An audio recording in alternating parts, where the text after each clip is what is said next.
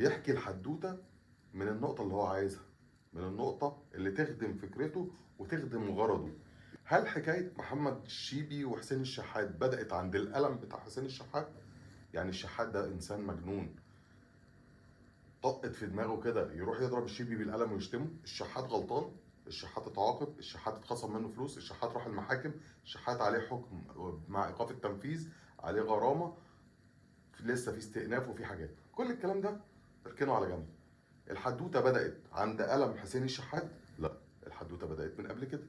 الحدوته بدات من عند لعيب بيستفز اللعيبه قصاده، اللعيب اللي بيستفز جمهور الفريق اللي قصاده، اللعيب اللي اصلا في بلده عنده سجل حافل من الاساءات وعدم الانضباط. لو عايز تحكيها عشان تشوف الناس العادله، الناس اللي قلبها ميت، الناس اللي دمها حر، يبداوا الحكايه مظبوط.